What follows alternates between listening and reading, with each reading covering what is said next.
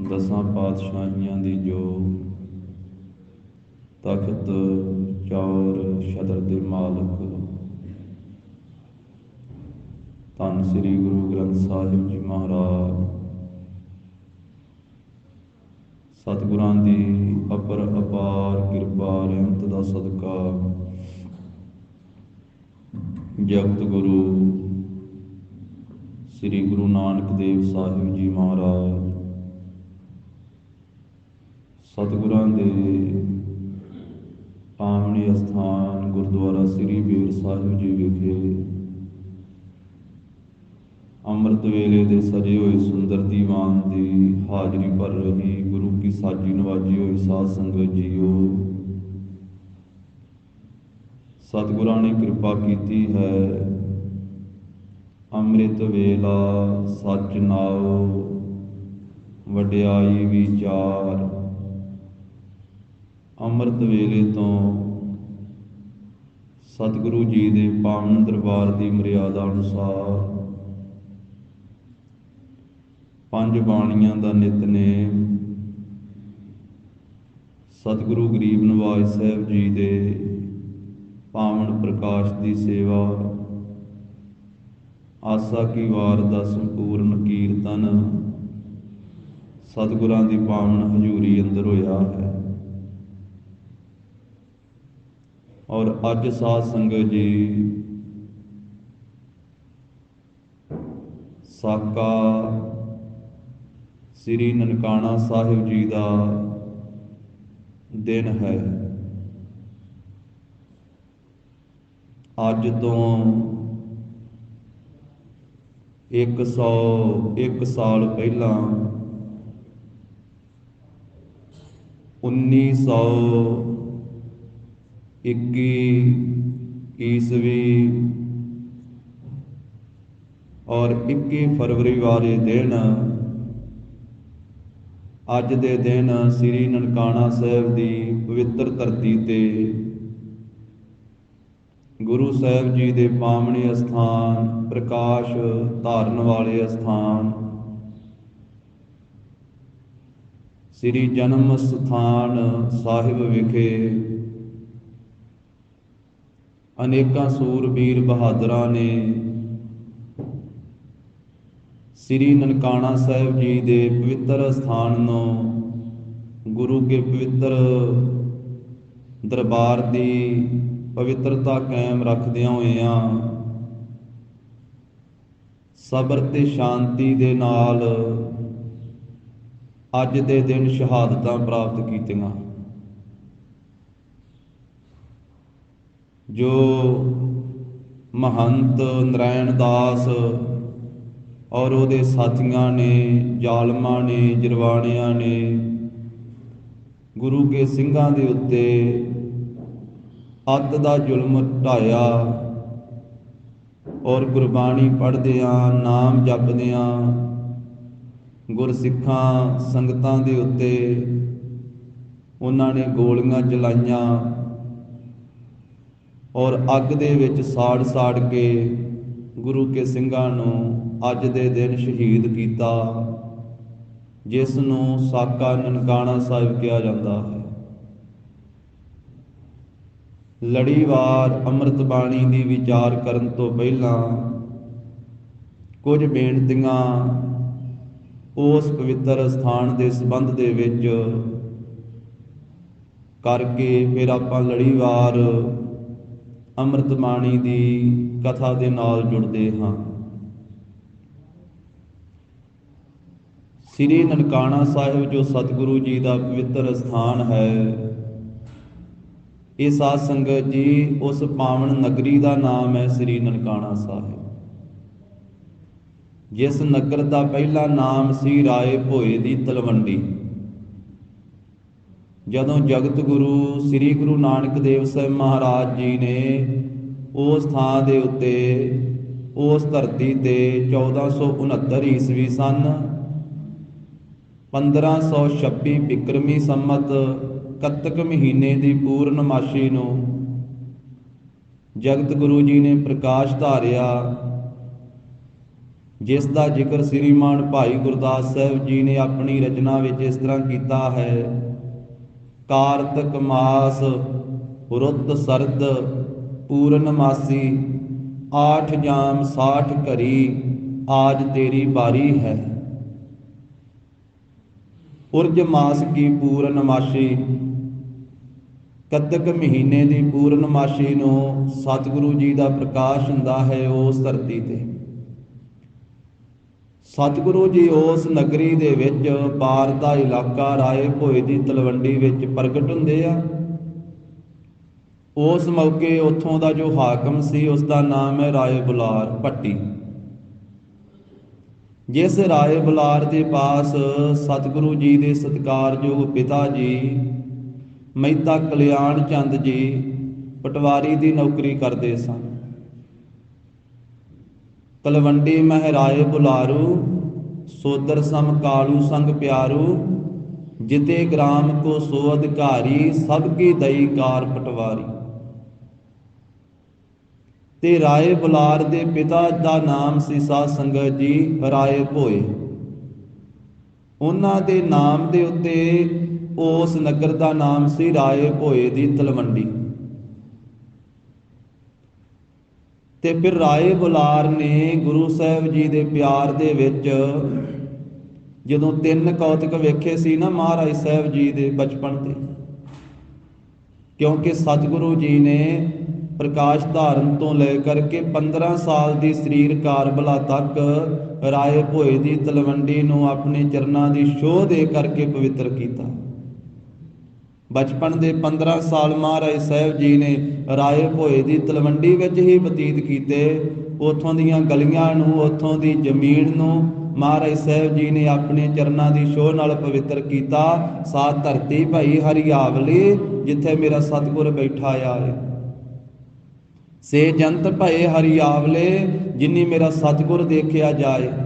ਧੰਨ ਧੰਨ ਪਿਤਾ, ਧੰਨ ਧੰਨ ਕੁਲ, ਧੰਨ ਧੰਨ ਸੋ ਜਨਨੀ, ਜਿਨ ਗੁਰੂ ਜਣਿਆ ਮਾਏ। ਧੰਨ ਧੰਨ ਗੁਰੂ ਜਿਨ ਨਾਮ ਅਰਾਧਿਆ ਆਪ ਤਰਿਆ, ਜਿਨੀ ਡਿਠਾ ਤਿਨਾ ਲਏ ਛਡਾਏ। ਹਰ ਸਤਿਗੁਰ ਮੇਲੋ ਦਇਆ ਕਰ, ਜਨ ਨਾਨਕ ਧੋਵੈ ਪਾਏ। ਫਿਰ 15 ਸਾਲ ਦੀ ਸਰੀਰ ਕਾਰਬਲਾ ਦੇ ਵਿੱਚ ਇਸ ਧਰਤੀ ਤੇ ਆਉਂਦੇ ਆ, ਜਿਸ ਨੂੰ ਆਪਾਂ ਭਾਵਨਾ ਦੇ ਨਾਲ ਦੂਜਾ ਨਨਕਾਣਾ ਸਾਹਿਬ ਕਹਿੰਦੇ ਹਾਂ। ਗੁਰੂ ਕਾ ਪੰਥ ਕਹਿੰਦਾ ਹੈ, ਗੁਰੂ ਕੀਆਂ ਸੰਗਤਾਂ ਕਹਿੰਦੀਆਂ ਸੁਲਤਾਨਪੁਰ ਲੋਧੀ ਦੀ ਧਰਤੀ। 15 ਸਾਲ ਦੀ ਸਰੀਰ ਕਾਰਬਲਾ ਵਿੱਚ ਮਹਾਰਾਜ ਇੱਥੇ ਆਉਂਦੇ ਆ। ਫਿਰ 15 ਤੋਂ ਲੈ ਕੇ 28 ਸਾਲ ਦੀ ਸਰੀਰ ਕਾਰਬਲਾ ਤੱਕ, ਜਾਂ ਇਸ ਤਰ੍ਹਾਂ ਕਹਿ ਦਈਏ ਕਿ 1541 ਬਿਕਰਮੀ ਤੋਂ ਲੈ ਕਰਕੇ 1554 ਬਿਕਰਮੀ ਸੰਮਤ ਤੱਕ ਸੁਲਤਾਨਪੁਰ ਲੋਧੀ ਦੀ ਧਰਤੀ ਨੂੰ ਭਾਗ ਲਾਉਂਦੇ। 28 ਸਾਲ ਦੀ ਸਰੀਰ ਕਾਰਬਲਾ ਦੇ ਵਿੱਚ ਸੁਲਤਾਨਪੁਰ ਲੋਧੀ ਦੀ ਧਰਤੀ ਤੋਂ ਮਹਾਰਾਜ ਸਾਹਿਬ ਜੀ ਨੇ ਉਦਾਸੀਆਂ ਆਰੰਭ ਕੀਤੀਆਂ ਹਨ। ਬਾਬੇ ਤਾਰੇ 4 ਚੱਕ 9 ਖੰਡ ਪ੍ਰਿਥਵੀ ਸੱਚਾ ਢੋਆ, ਗੁਰਮੁਖ ਕਲ ਵਿੱਚ ਪ੍ਰਗਟ ਹੋਆ। ਜਦੋਂ ਬਚਪਨ ਦੇ ਵਿੱਚ ਮਹਾਰਾਜ ਸਾਹਿਬ ਰਾਏ ਭੋਏ ਦੀ ਤਲਵੰਡੀ ਤੇ ਕਿਰਪਾ ਵਰਤਾ ਰਹੇ ਹਨ ਜਗਤ ਗੁਰੂ ਜੀ, ਤੇ 3 ਕੌਤਕ ਮਹਾਰਾਜ ਸਾਹਿਬ ਜੀ ਦੇ ਰਾਏ ਬੁਲਾਰ ਨੇ ਤਲਵੰਡੀ ਦੇ ਹਾਕਮ ਨੇ ਵੇਖੇ। ਇੱਕ ਤਾਂ ਸੱਪ ਦੀ ਛਾਂ ਕਰਨ ਵਾਲਾ। ਮਹਾਰਾਜ ਸਾਹਿਬ ਜੀ ਮੱਝਾਂ ਗਾਵਾਂ ਨੂੰ ਚਾਰਦੇ ਹੋਏ ਬਰਾਜੇ ਹੋਏ ਸਨ, ਤੇ ਸੱਪ ਨੇ ਫਨ ਖਿਲਾਰ ਕੇ ਗੁਰੂ ਸਾਹਿਬ ਜੀ ਦੇ ਚਿਹਰੇ ਦੇ ਉੱਤੇ ਫਨ ਖਿਲਾਰ ਕੇ ਚਿਹਰੇ ਤੇ ਛਾਂ ਕੀਤੀ ਹੋਈ ਹੈ। ਰਾਏ ਬੁਲਾਰ ਨੇੜੇ ਆਏ ਸੀ। ਜਦੋਂ ਘੋੜੀ ਤੇ ਚੜ੍ਹ ਕੇ ਰਸਤੇ ਤੇ ਜਾ ਰਹੇ ਸੀ, ਖਿਆਲ ਕੀਤਾ ਸੀ ਵੀ ਇਹ ਜੇ ਤਾਂ ਸੱਪ ਨੇ ਡੰਗ ਦਿੱਤਾ ਹੋਇਆ ਤੇ ਫਿਰ ਇਹ ਚੜ੍ਹਾਈ ਕਰ ਗਏ ਹੋਣਗੇ। ਨੇੜੇ ਆਇਆ ਸੱਪ ਜਿਹੜਾ ਉਹ ਫਸਲ ਦੇ ਵਿੱਚ ਵੜ ਜਾਂਦਾ ਹੈ ਤੇ ਤੱਕਦਾ ਹੈ, ਇਹ ਤਾਂ ਮੇਰੇ ਪਟਵਾਰੀ ਦਾ ਪੁੱਤਰ ਹੈ, ਇਹ ਤਾਂ ਬਾਬੇ ਕਾਲੂ ਦਾ ਪੁੱਤਰ ਹੈ। ਮਹਾਰਾਜ ਸਾਹਿਬ ਜੀ ਦੇ ਜਦੋਂ ਪਾਸ ਜਾਂਦੇ ਆ ਰਾਏ ਬੁਲਾਰ, ਸਤਿਗੁਰੂ ਸਾਹਿਬ ਜੀ ਇੰਨੇ ਚਿਰ ਨੂੰ ਉੱਠ ਕੇ ਬੈਠ ਜਾਂਦੇ, ਖਲੋ ਕੇ ਰਾਏ ਬੁਲਾਰ ਦਾ ਸਤਿਕਾਰ ਕਰਦੇ। ਤੇ ਰਾਏ ਬੁਲਾਰ ਨੇ ਘੁੱਟ ਕੇ ਗਲ ਵਕੜੀ ਵਿੱਚ ਮਹਾਰਾਜ ਸਾਹਿਬ ਜੀ ਨੂੰ ਲਿਆ ਤੇ ਮੱਥਾ ਚੁੰਮਿਆ। ਇਸੇ ਤਰ੍ਹਾਂ ਇੱਕ ਦਿਨ ਫੇਰ ਜਦੋਂ ਰਾਏ ਬੁਲਾਰ ਘੋੜੀ ਤੇ ਸਵਾਰ ਸਾਥੀਆਂ ਦੇ ਨਾਲ, ਆਪਣੇ ਸਿਪਾਹੀਆਂ ਦੇ ਨਾਲ ਜਾ ਰਿਹਾ ਸੀ, ਦੁਪਹਿਰ ਢਲੀ ਤੋਂ ਕੀ ਵੇਖਦਾ ਹੈ, ਸਾਰੇ ਦਰਖਤਾਂ ਦੇ ਪਰਛਾਵੇਂ ਢਲ ਗਏ ਆ ਤੇ ਜਿਸ ਦਰਖਤ ਦੇ ਹੇਠਾਂ ਮਹਾਰਾਜ ਸਾਹਿਬ ਰਾਜੇ ਸੀ ਉਸ ਦਰਖਤ ਦਾ ਪਰਛਾਵਾਂ ਹੀ ਨਹੀਂ ਢਲਿਆ। ਮਾਲ ਜੀ ਦਾ ਰੁੱਖ ਲਿਖਿਆ ਭਾਈ ਕਾਹਨ ਸਿੰਘ ਨਾਭਾ ਨੇ, ਉਸ ਰੁੱਖ ਦਾ ਨਾਮ ਮਾਲ ਜੀ ਦਾ ਰੁੱਖ। ਉਹਨਾਂ ਸਾਰੇ ਅਸਥਾਨਾਂ ਤੇ ਗੁਰੂ ਕੇ ਅਸਥਾਨ ਸੋਭਨੀਕ ਹਨ ਉਸ ਧਰਤੀ ਤੇ। ਫੇਰ ਹੈਰਾਨ ਹੁੰਦਾ ਹੈ, ਨਮਸਕਾਰ ਕਰਦਾ ਹੈ ਕਿ ਇਹ ਤਾਂ ਖੁਦਾ ਦਾ ਨੂਰ ਹਨ। ਇੱਕ ਘਟਨਾ ਉਹ ਘਟੀ ਸੀ ਜਦੋਂ ਜ਼ਿਮੀਂਦਾਰ ਦੀ ਫਸਲ ਚਰ ਗਈਆਂ ਸੀ ਮਹਾਰਾਜ ਦੀਆਂ ਮੱਝਾਂ। ਉਹਨੇ ਰਾਏ ਬੁਲਾਰ ਦੇ ਕੋਲੇ ਆ ਕਰਕੇ ਫਰਿਆਦ ਕੀਤੀ ਸੀ ਕਿ ਤੇਰੇ ਪਟਵਾਰੀ ਦੇ ਪੁੱਤ ਨੇ ਮੇਰਾ ਕਿਆਰਾ ਹੀ ਸਾਰਾ ਖਵਾ ਦਿੱਤਾ ਹੈ। ਆਪਣੇ ਸਿਪਾਹੀ ਭੇਜੇ, ਜਾ ਕੇ ਵੇਖਿਆ, ਉਹਨਾਂ ਆਖਿਆ ਜੀ ਉੱਥੇ ਤਾਂ ਇੱਕ ਵੀ ਨਹੀਂ ਬੂਟਾ ਖਾਧਾ, ਫਸਲ ਹਰੀ ਭਰੀ ਹੈ, ਲੈ ਲਹਾਉਂਦੀ ਹੈ। ਇਹ ਤਿੰਨ ਕੌਤਕ ਵੇਖ ਕੇ ਰਾਏ ਬੁਲਾਰ ਪੱਕਾ ਸ਼ਰਧਾਲੂ ਬਣ ਗਿਆ ਸੀ ਮਹਾਰਾਜ ਦਾ। ਤੇ ਮਹਾਰਾਜ ਦੇ ਪਿਤਾ ਨੂੰ ਆਪਣੇ ਪਾਸ ਬੁਲਾ ਕੇ ਆਖਿਆ ਸੀ ਪਟਵਾਰੀ ਨੂੰ ਕਿ ਮਹਿਤਾ ਕਲਿਆਣ ਚੰਦ, ਵੇਖੀ ਸ੍ਰੀ ਨਾਨਕ ਨੂੰ ਕਿਤੇ ਪੁੱਤਰ ਜਾਣ ਕਰਕੇ ਫਿੱਟ ਮਾਰ ਨਾ ਕਰਦਾ ਹੋਵੀਂ, ਝਿੜਕੀ ਨਾ ਕਦੀ। ਇਹ ਰਾਏ ਬੁਲਾਰ ਨੇ ਬੇਨਤੀ ਕੀਤੀ ਸੀ। ਔਰ ਇਹ ਵੀ ਜ਼ਿਕਰ ਆਉਂਦਾ ਸਾਧ ਸੰਗਤ ਜੀ ਕਿ ਰਾਏ ਬੁਲਾਰ ਦੇ ਕੋਲੇ 1500 ਮੁਰੱਬਾ ਜ਼ਮੀਨ ਸੀ। 1500 ਮੁਰੱਬਾ, ਤੇ ਇੱਕ ਮੁਰੱਬੇ ਵੱਖ-ਵੱਖ ਇਲਾਕਿਆਂ ਦੇ ਵਿੱਚ ਵੱਖ-ਵੱਖ ਕਿੱਲਿਆਂ ਦੇ ਮੁਰੱਬੇ ਗਿਣੇ ਮਿਣੇ ਜਾਂਦੇ ਆ, ਪਰ 25 ਕਿੱਲੇ ਦਾ ਇੱਕ ਮੁਰੱਬਾ ਗਿਣਿਆ ਜਾਂਦਾ। 25 ਏਕੜ ਦਾ ਇੱਕ ਮੁਰੱਬਾ, ਤੇ 1500 ਮੁਰੱਬਾ ਜ਼ਮੀਨ ਸੀ ਰਾਏ ਬੁਲਾਰ ਭੱਟੀ ਦੀ। ਤੇ ਉਹਨੇ ਅੱਧੀ ਜ਼ਮੀਨ ਜਿਹੜੀ ਸੀ ਆਪਣੀ, ਉਹ ਧੰਨ ਗੁਰੂ ਨਾਨਕ ਸਾਹਿਬ ਮਹਾਰਾਜ ਦੇ ਨਾਮ ਲਵਾਈ। 750 ਮੁਰੱਬਾ ਜ਼ਮੀਨ ਜਿਹੜੀ ਹੈ ਉਹ ਧੰਨ ਗੁਰੂ ਨਾਨਕ ਸਾਹਿਬ ਮਹਾਰਾਜ ਜੀ ਦੇ ਨਾਮ ਲਵਾਈ। ਤਾਂ ਗੁਰੂ ਸਾਹਿਬ ਜੀ ਦੇ ਉਹ ਪਵਿੱਤਰ ਅਸਥਾਨ ਤੇ ਰਾਏ ਭੋਏ ਦੀ ਤਲਵੰਡੀ ਦਾ ਨਾਮ ਵੀ ਰਾਏ ਬੁਲਾਰ ਨੇ ਆਪ ਹੀ ਰੱਖਿਆ, ਸ੍ਰੀ ਨਨਕਾਣਾ ਸਾਹਿਬ। ਨਨਕਾਣਾ ਸਾਹਿਬ ਅਸਥਾਨ ਦਾ ਨਾਮ ਨਹੀਂ ਹੈ, ਨਨਕਾਣਾ ਸਾਹਿਬ ਸਾਰੇ ਨਗਰ ਦਾ ਨਾਮ ਹੈ। ਜਿੱਥੇ ਮਹਾਰਾਜ ਸਾਹਿਬ ਦਾ ਪ੍ਰਕਾਸ਼ ਹੋਇਆ ਉਸ ਅਸਥਾਨ ਦਾ ਨਾਮ ਸ੍ਰੀ ਜਨਮ ਅਸਥਾਨ ਹੈ, ਜਨਮ ਅਸਥਾਨ। ਤੇ ਰਾਏ ਭੋਏ ਦੀ ਤਲਵੰਡੀ ਦਾ ਨਾਮ ਆਖਿਆ ਪਹਿਲਾਂ ਮੇਰੇ ਪਿਤਾ ਜੀ ਦੇ ਨਾਮ ਉੱਤੇ ਨਗਰ ਦਾ ਨਾਮ ਸੀ, ਪਰ ਇਸ ਨਗਰੀ ਦੇ ਵਿੱਚ ਖੁਦਾ ਦਾ ਨੂਰ ਆਇਆ, ਇਸ ਕਰਕੇ ਮੈਂ ਸ੍ਰੀ ਨਾਨਕ ਜੀ ਦੇ ਨਾਮ ਉੱਤੇ ਨਗਰੀ ਦਾ ਨਾਮ ਰੱਖਦਾ। ਨਨਕਾਣਾ ਭਾਵ ਨਾਨਕੇ ਆਣਾ, ਵੀ ਇਸ ਨਗਰੀ ਵਿੱਚ ਗੁਰੂ ਨਾਨਕ ਸਾਹਿਬ ਜੀ ਨੇ ਆਉਣਾ ਕੀਤਾ, ਇੱਥੇ ਪ੍ਰਕਾਸ਼ ਧਾਰਿਆ ਵਾ ਗੁਰੂ ਨਾਨਕ ਸਾਹਿਬ ਜੀ ਨੇ, ਇਸ ਕਰਕੇ ਨਾਨਕੇ ਆਣਾ, ਗੁਰੂ ਨਾਨਕ ਸਾਹਿਬ ਜੀ ਇੱਥੇ ਆਏ ਆ, ਤੇ ਤਾਂ ਕਰਕੇ ਇਸ ਦਾ ਨਾਮ ਨਨਕਾਣਾ ਸਾਹਿਬ ਹੈ। ਮਹਾਰਾਜ ਦੇ ਨਾਮ ਤੇ ਉਹਨੇ ਸਰੋਵਰ ਵੀ ਬਣਾਇਆ ਸੀ, ਰਾਏ ਬੁਲਾਰ ਨੇ ਸਰੋਵਰ ਬਣਾਉਣ ਦੀ ਸੇਵਾ ਵੀ ਕੀਤੀ। ਤਾਂ ਉਹ ਤਾਂ ਭਾਵਨਾ ਜੇ ਕਹਿੰਦਾ ਸੀ ਵੀ ਇਹ ਨਗਰੀ ਵਸਦੀ ਹੀ ਗੁਰੂ ਨਾਨਕ ਸਾਹਿਬ ਜੀ ਦੇ ਕਰਕੇ ਹੈ, ਇਹ ਸਭ ਕੁਝ ਹੈ ਹੀ ਗੁਰੂ ਨਾਨਕ ਸਾਹਿਬ ਮਹਾਰਾਜ ਜੀ ਦਾ। ਇੱਥੋਂ ਤੀ ਕਹਿੰਦਾ ਸੀ, ਜਦੋਂ ਖਰਾ ਸੌਦਾ ਮਹਾਰਾਜ ਨੇ ਕੀਤਾ ਸੀ ਨਾ, ਸੱਚਾ ਸੌਦਾ 20 ਰੁਪਈਆਂ ਦੇ, ਉਹ ਸੰਤਰੇਣ ਸਾਧੂ ਦੀ ਮੰਡਲੀ ਨੂੰ ਭੋਜਨ ਛਕਾ ਦਿੱਤਾ ਸੀ। ਪਿਤਾ ਜੀ ਨੇ ਚਪੇੜਾਂ ਵੀ ਮਾਰੀਆਂ ਸੀ, ਝਿੜਕਿਆ ਵੀ ਸੀ। ਰਾਏ ਬੁਲਾਰ ਨੇ ਮਹਾਰਾਜ ਸਾਹਿਬ ਦੇ ਪਿਤਾ ਜੀ ਨੂੰ ਆਪਣੇ ਪਾਸ ਬੁਲਾ ਕੇ ਆਖਿਆ ਸੀ, ਇਸ ਤਰ੍ਹਾਂ ਕਿਉਂ ਕੀਤਾ? 20 ਰੁਪਈਆਂ ਦੀ ਕਿਹੜੀ ਗੱਲ ਹੈ, ਮੇਰੇ ਕੋਲੋਂ ਲੈ ਲਾ।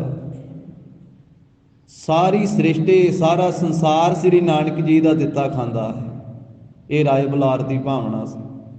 ਇਹ ਤਲਵੰਡੀ ਇਕੱਲੀ ਨਹੀਂ, ਸਾਰਾ ਸੰਸਾਰ ਹੀ ਇਹਨਾਂ ਦਾ ਦਿੱਤਾ ਖਾਂਦਾ ਹੈ। ਤਾਂ ਜਿਸ ਸਥਾਨ ਦੇ ਉੱਤੇ ਸਾਧ ਸੰਗਤ ਜੀ ਇੰਨੀ ਜ਼ਮੀਨ ਸੀ, ਧੰਨ ਗੁਰੂ ਨਾਨਕ ਦੇਵ ਸਾਹਿਬ ਮਹਾਰਾਜ ਦੇ ਨਾਮ, ਗੁਰੂ ਕੇ ਅਸਥਾਨਾਂ ਦੇ ਨਾਮ 750 ਮੁਰੱਬਾ, ਅੱਜ ਵੀ ਉਹ ਜ਼ਮੀਨ ਗੁਰੂ ਨਾਨਕ ਸਾਹਿਬ ਮਹਾਰਾਜ ਜੀ ਦੇ ਪਾਵਨ ਅਸਥਾਨਾਂ ਦੇ ਨਾਮ ਹੈ, ਜਿੰਨੇ ਅਸਥਾਨ ਹਨ। ਤੇ ਸਮੇਂ-ਸਮੇਂ ਤੇ ਇਹ ਜਿਹੜਾ ਗੁਰਧਾਮਾਂ ਦਾ ਹੈ ਸਾਂਭ ਸੰਭਾਲ ਸੇਵਾ ਦਾ ਪ੍ਰਬੰਧ, ਉਹ ਪਿਆਰ ਵਾਲਿਆਂ ਨੇ ਕੀਤਾ, ਜਿਨ੍ਹਾਂ ਨੂੰ ਸੇਵਾ ਮਿਲੀ। ਜਿਸ ਵੇਲੇ ਮਹੰਤਾਂ ਦੇ ਕੋਲੇ ਇਹ ਪ੍ਰਬੰਧ ਆਇਆ, ਕਿਉਂਕਿ ਅੱਜ ਦਾ ਜੋ ਦਿਨ ਹੈ ਸਾਕਾ ਸ੍ਰੀ ਨਨਕਾਣਾ ਸਾਹਿਬ, ਜਿਹੜਾ ਮਹੰਤ ਅੱਖਰ ਹੈ ਨਾ, ਮਹੰਤ ਪਰਮੇਸ਼ਰ ਨੂੰ ਵੀ ਆਖਿਆ ਹੈ ਸਾਧ ਸੰਗਤ ਜੀ। ਇਹ ਬੜਾ ਸਤਿਕਾਰਯੋਗ ਅੱਖਰ ਹੈ। ਜਦੋਂ ਆਪਾਂ ਜਾਪ ਸਾਹਿਬ ਪੜ੍ਹਦੇ ਹਾਂ ਤਾਂ ਉੱਥੇ ਵਾਹਿਗੁਰੂ ਨੂੰ ਮਹੰਤ ਕਹਿ ਕੇ ਮੱਥਾ ਟੇਕਿਆ ਗੁਰੂ ਗੋਬਿੰਦ ਸਿੰਘ ਮਹਾਰਾਜ ਨੇ। ਨਮਸਤੰ ਅਨੰਤੇ ਨਮਸਤੰ ਮਹੰਤੇ। ਮਹੰਤ ਦਾ ਅਰਥ ਹੈ ਵੱਡਾ ਤੇ ਪੂਜਨੀਕ, ਜੋ ਸਭ ਤੋਂ ਵੱਡਾ ਹੈ। ਮਹੰਤ ਮੈਨੇ ਸਭ ਤੋਂ ਵੱਡਾ। ਇਸ ਕਰਕੇ ਮਹੰਤ ਅੱਖਰ ਤਾਂ ਬਹੁਤ ਸਤਿਕਾਰਯੋਗ ਹੈ, ਪੂਜਨੀਕ ਹੈ। ਜਿਵੇਂ ਕਦੀ ਮਸੰਦ ਅੱਖਰ ਵੀ ਗੁਰੂ ਘਰ ਦੇ ਵਿੱਚ ਆਇਆ, ਮਸੰਦ। ਧੰਨ ਗੁਰੂ ਨਾਨਕ ਦੇਵ ਸਾਹਿਬ ਸੱਚੇ ਪਾਤਸ਼ਾਹ ਦੇ ਘਰ ਦੇ ਵਿੱਚ ਚੌਥੇ ਪਾਤਸ਼ਾਹ ਗੁਰੂ ਰਾਮਦਾਸ ਸਾਹਿਬ ਮਹਾਰਾਜ ਸਾਹਿਬ ਜੀ ਨੇ ਸਿੱਖਾਂ ਨੂੰ ਮਸੰਦ ਥਾਪਿਆ। ਪੰਜਵੇਂ ਪਾਤਸ਼ਾਹ ਮਹਾਰਾਜ ਵੇਲੇ 4 ਚੁਫੇਰੇ ਜਾ ਕੇ ਸਿੱਖੀ ਦਾ ਪ੍ਰਚਾਰ ਪ੍ਰਸਾਰ ਕਰਨਾ ਤੇ ਸੰਗਤ ਦਾ ਦਸਵੰਧ ਲੈ ਕਰਕੇ ਆਉਣਾ, ਸੰਗਤ ਦੀ ਕਾਰ ਭੇਟਾ ਲੈ ਕੇ ਆਉਣੀ। ਜਿਨ੍ਹਾਂ ਨੂੰ ਸੰਗਤ ਦੇ ਵਿੱਚ ਮਾਣ ਸਨਮਾਨ ਗੁਰੂ ਸਾਹਿਬ ਜੀ ਨੇ ਦਿੱਤਾ ਸੀ ਉਹਨਾਂ ਨੂੰ ਮਸੰਦ ਆਖਿਆ ਸੀ। ਪਰ ਦਸਮ ਪਾਤਸ਼ਾਹ ਦੇ ਵਕਤ ਜਾ ਕਰਕੇ ਉਹਨਾਂ ਥਾਪੇ ਹੋਏ ਮਸੰਦਾਂ ਦੇ ਜੀਵਨ ਦੇ ਵਿੱਚ ਢਿਲਾਈ ਆ ਗਈ। ਉਹ ਸ਼ਰਾਬਾਂ ਪੀਣ ਲੱਗ ਪਏ, ਮਾਸ ਖਾਣ ਲੱਗ ਪਏ, ਆਪਣੀ ਪੂਜਾ ਕਰਾਉਣ ਲੱਗ ਪਏ। ਸਿੱਖਾਂ ਨੂੰ ਉਹ ਬਹੁਤ ਜ਼ਿਆਦਾ ਆਪਣਾ ਇੱਕ ਤਰ੍ਹਾਂ ਦਾ ਪ੍ਰਭਾਵ ਪਾ ਕਰਕੇ ਤੇ ਤੰਗ ਕਰਨ ਲੱਗ ਪਏ। ਜਦੋਂ ਸਿੱਖਾਂ ਵੱਲੋਂ, ਸੰਗਤਾਂ ਵੱਲੋਂ ਬੇਨਤੀਆਂ ਕੀਤੀਆਂ ਗਈਆਂ ਕਿ ਮਹਾਰਾਜ ਆਪ ਜੀ ਦੇ ਥਾਪੇ ਹੋਏ ਮਸੰਦ ਕੁਕਰਮ ਕਰਦੇ ਆ, ਤੇ ਫਿਰ ਦਸਮ ਪਾਤਸ਼ਾਹ ਨੇ ਮਸੰਦ ਸਾੜੇ ਫਿਰ ਮਹਾਰਾਜ ਸਾਹਿਬ ਜੀ ਨੇ ਤੇਲ ਪਾ ਪਾ ਕੇ, ਗੁੜ ਪਾ ਪਾ ਕੇ ਕੜਾਈਆਂ ਦੇ ਵਿੱਚ ਤਲੇ। ਕਦੀ ਮਸੰਦ ਆਪ ਥਾਪੇ ਗੁਰੂ ਸਾਹਿਬ ਜੀ ਨੇ, ਸਤਿਕਾਰਯੋਗ ਸੀ ਸੰਗਤ ਦੇ ਵਿੱਚ ਮਸੰਦ ਅੱਖਰ। ਕਦੀ ਫਿਰ ਮਹਾਰਾਜ ਸਾਹਿਬ ਜੀ ਨੇ ਸਾੜੇ ਆਪ ਹੀ, ਵੀ ਇਹਨਾਂ ਦੇ ਜੀਵਨ ਜਿਹੜੇ ਹੋਣੇ ਸੁਧਰਨ ਵਾਲੇ ਨਹੀਂ, ਤਾਂ ਫਿਰ ਮਹਾਰਾਜ ਸਾਹਿਬ ਜੀ ਨੂੰ ਸਾੜਨੇ ਪਏ। ਤੇ ਅੱਜ ਕੱਲ੍ਹ ਜੇ ਕਿਸੇ ਨੂੰ ਵੱਡੀ ਗਾਲ ਕੱਢਣੀ ਹੋਵੇ ਤੇ ਉਹਨੂੰ ਕਹਿ ਦਿੰਦੇ ਆ ਉਹਦੀ ਕੀ ਗੱਲ ਕਰਨੀ, ਇਹ ਤੇ ਹੈ ਹੀ ਨਿਰਾ ਮਸੰਦ, ਇਹਦੀ ਕੀ ਗੱਲ ਕਰਨੀ ਹੈ, ਇਹ ਤਾਂ ਹੈ ਹੀ ਨਿਰਾ ਮਸੰਦ। ਭਾਵੇਂ ਤੇ ਅੱਗ ਲਾ ਕੇ ਤੇਲ ਪਾ ਕੇ ਸਾੜਨ ਵਰਗਾ, ਸਾੜਨ ਜੋਗਾ। ਇਸੇ ਤਰ੍ਹਾਂ ਜਿਵੇਂ ਮਸੰਦ ਕਦੀ ਸਤਿਕਾਰਯੋਗ ਸੀ, ਕਦੀ ਜੀਵਨ ਢਿੱਲਾ ਹੋ ਗਿਆ ਤੇ ਗੁਰੂ ਸਾਹਿਬ ਨੇ ਆਪ ਸਾੜੇ, ਆਪ ਖਤਮ ਕੀਤੇ। ਤੇ ਉਹਦੇ ਵਿੱਚ ਸਤਿਕਾਰਯੋਗ ਜਿਹੜੇ ਸੀ ਉਹਨਾਂ ਨੂੰ, ਉਹਨਾਂ ਦਾ ਮਾਣ ਸਨਮਾਨ ਵੀ ਕਾਇਮ ਰੱਖਿਆ। ਭਾਈ ਫੇਰੂ ਜੀ ਵਰਗੇ, ਜਿਨ੍ਹਾਂ ਨੂੰ ਕਲਗੀਧਰ ਪਾਤਸ਼ਾਹ ਨੇ ਆਖਿਆ ਨਹੀਂ ਇਹ ਤਾਂ ਸੱਚੀ ਦਾੜੀ ਹੈ, ਭਾਈ ਫੇਰੂ ਦੀ ਤਾਂ ਸੱਚੀ ਦਾੜੀ ਹੈ। ਜਿਨ੍ਹਾਂ ਦਾ ਜੀਵਨ ਚੰਗਾ ਸੀ ਉਹਨਾਂ ਨੂੰ ਸਨਮਾਨ ਵੀ ਦਿੱਤਾ। ਇਸੇ ਤਰ੍ਹਾਂ ਮਹੰਤ ਸਾਰੇ ਮਾੜੇ ਨਹੀਂ ਸੀ ਸਾਧ ਸੰਗਤ ਜੀ। ਮਹੰਤ ਤਾਂ ਪਰਮੇਸ਼ਰ ਨੂੰ ਵੀ ਆਖਿਆ। ਤਾਂ ਜਿਹੜੇ ਉਦਾਸੀ ਸਾਧੂ ਸੀ ਉਹਨਾਂ ਨੂੰ ਮਹੰਤ ਕਿਹਾ ਜਾਂਦਾ। ਜਿਸ ਵੇਲੇ ਉਦਾਸੀਆਂ ਨੇ ਇਹ ਪ੍ਰਬੰਧ ਸੰਭਾਲਿਆ ਗੁਰੂ ਘਰਾਂ ਦਾ, ਕਿਉਂਕਿ ਗੁਰੂ ਕਾ ਖਾਲਸਾ ਜੰਗਾਂ ਯੁੱਧਾਂ ਦੇ ਵਿੱਚ ਜੂਝਦਾ ਰਿਹਾ ਤੇ ਸਾਰਾ ਪ੍ਰਬੰਧ ਜਿਹੜਾ ਸੀ ਉਦਾਸੀ ਮਹਾਂਪੁਰਖਾਂ ਦੇ ਹਿੱਸੇ ਆਇਆ। ਉਹਨਾਂ ਨੇ ਆਪਣੇ ਸਮੇਂ ਵਿੱਚ ਗੁਰਧਾਮਾਂ ਦੀ ਬੜੀ ਸੇਵਾ ਕੀਤੀ। ਪਰ ਜਿਹੜੇ ਉਹਨਾਂ ਦੇ ਵਿੱਚ ਵੀ ਢਿੱਲੇ ਜੀਵਨ ਵਾਲੇ ਸੀ, ਉਹਨਾਂ ਨੇ ਫਿਰ ਗੁਰਧਾਮਾਂ ਦੇ ਵਿੱਚ ਅਯਾਸ਼ੀਆਂ ਕਰਨੀਆਂ ਸ਼ੁਰੂ ਕਰ ਦਿੱਤੀਆਂ। ਉਹਨਾਂ ਵਿੱਚੋਂ ਹੀ ਇੱਕ ਨਰੈਣ ਦਾਸ ਮਹੰਤ ਸੀ, ਜਿਸ ਦੇ ਕੋਲੇ ਸ੍ਰੀ ਨਨਕਾਣਾ ਸਾਹਿਬ ਦਾ ਸਾਰਾ ਪ੍ਰਬੰਧ ਸੀ। ਜਿੰਨੇ ਅਸਥਾਨ ਸੀ ਉਹਦੇ ਪ੍ਰਬੰਧ ਹੇਠ ਚੱਲਦੇ ਸੀ, ਜਿਹਨੂੰ ਗੁਰੂ ਕੇ ਸਿੱਖ ਨਰੈਣੂ ਮਹੰਤ ਕਹਿੰਦੇ। ਉਹਦਾ ਨਾਮ ਸੀ ਪੂਰਾ ਨਰੈਣ ਦਾਸ ਮਹੰਤ। ਤੇ ਇੱਥੋਂ ਤੀਕ ਢਿਲਾਈ ਆ ਚੁੱਕੀ ਸੀ ਉਹਨਾਂ ਮਹੰਤਾਂ ਦੇ ਜੀਵਨ ਦੇ ਵਿੱਚ ਕਿ ਉਹ ਗੁਰੂ ਘਰ ਦੇ ਵਿੱਚ ਹੀ ਸ਼ਰਾਬ ਕੱਢਦੇ ਸੀ ਤੇ ਗੁਰੂ ਘਰ ਦੇ ਵਿੱਚ ਹੀ ਸ਼ਰਾਬ ਪੀਂਦੇ ਸੀ। ਉੱਥੇ ਹੀ ਮਾਸ ਰਿੰਨ੍ਹਦੇ ਸੀ ਤੇ ਉੱਥੇ ਹੀ ਮਾਸ ਖਾਂਦੇ ਸੀ। ਇਹ ਲਿਖਿਆ ਹੋਇਆ ਵਾ ਸ੍ਰੀ ਨਨਕਾਣਾ ਸਾਹਿਬ ਦੀ ਧਰਤੀ ਤੇ। ਉਹਨਾਂ ਨੇ ਸ਼ਰਾਬ ਗੁਰਧਾਮਾਂ ਦੇ ਅੰਦਰ ਹੀ ਕੱਢਣੀ ਤੇ ਉੱਥੇ ਹੀ ਪੀਣੀ।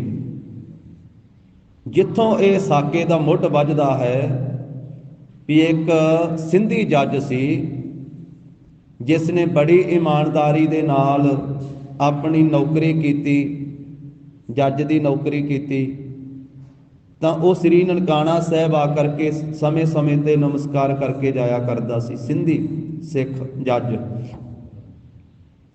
ਆਮ ਹੀ ਜਿਹੜੀ ਸਿੰਧ ਦੇ ਵਿੱਚ ਰਹਿਣ ਵਾਲੀ ਸੰਗਤ ਹੈ ਨਾ, ਜਿਨ੍ਹਾਂ ਨੂੰ ਸਿੰਧੀ ਸਿੱਖ ਕਹਿੰਦੇ ਆਪਾਂ, ਸਿੰਧੀ ਸਿੱਖ, ਉਹ ਗੁਰੂ ਨਾਨਕ ਸਾਹਿਬ ਜੀ ਦੇ ਬੜੀ ਸ਼ਰਧਾ ਰੱਖਦੇ ਆ।